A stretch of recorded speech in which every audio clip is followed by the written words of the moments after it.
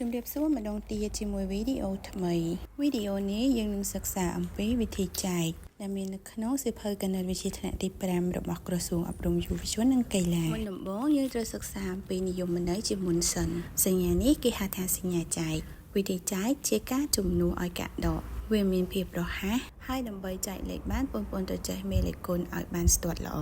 តាកុំឲ្យខាត់ពេលយើងចូលទៅលំហាត់គំរូទាំងអស់គ្នាចំនួន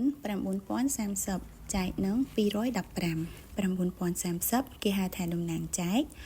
215គេហៅថាតួចែកលទ្ធផលដែលយើងយកទៅគុណនឹងតួចែកគេហៅថាផលចែកលទ្ធផលដែលយើងបានពីការគុណផលចែកនឹងតួចែកយកទៅដកនឹងតំណាងចែកគេហៅថាសំណល់យើងមើលឃើញតួចែកតិចខ្ទង់ជាងតំណាងចែកអញ្ចឹងយើងត្រូវកាត់ខ្ទង់តំណាងចែកតាមចំនួនតួចែកធ្វើម៉េចឲ្យតំណាងចែកធំជាងតួចែកឬស្មើអត់មកយើងមើលលេខខាងមុខបង្អស់នៃតំណាងចែកនិងលេខខាងមុខបង្អស់នៃតួចែកតើយើងត្រូវដាក់មេប្រមាណដើម្បីឲ្យតួចែករបស់យើងបដោះប្រសងជាមួយនឹងតំណាងចែកបដោះប្រសងសំដៅទៅលើតូចជាងឬស្មើអញ្ចឹងយើងមើលខាងមុខរបស់តំណាងចែកលេខ9ខាងមុខរបស់តួចែកលេខ2អញ្ចឹងអ្នកគ្រូដាក់បានលេខ4 4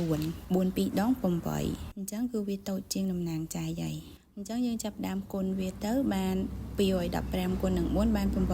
860ចឹងលទ្ធផលតូចជាងតំណាងចែកបើយើងដាក់5វាធំជាងអញ្ចឹងដូចនេះគ្រូប្រាប់មិញអញ្ចឹងយកស្មើឬតូចជាងទើបយើងអាចដកវាបានអញ្ចឹងយើងអាចដកវាបានហើយ903ដក860ចម្លើយ043យើងតម្លាក់លេខ0ចុះ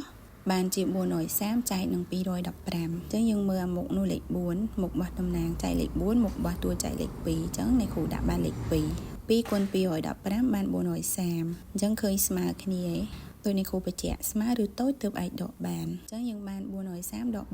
430ចម្លើយគឺ0ចម្លើយចុងក្រោយហ្នឹងគេហៅថាសំណល់កាលណាសំណល់0គេហៅថាលេខចែកដាច់អញ្ចឹងសូមបងប្អូនសាកល្បងចែកលេខនឹងម្ដងទៀតដោយអត់មើលហើយចាំព្រៀងចម្លើយជាមួយរបស់អ្នកគ្រូតាមក្រោយបន្ទាប់មកអូនបើកទៅសៀវភៅគណិតវិទ្យាថ្នាក់ទី5នៅទំព័រទី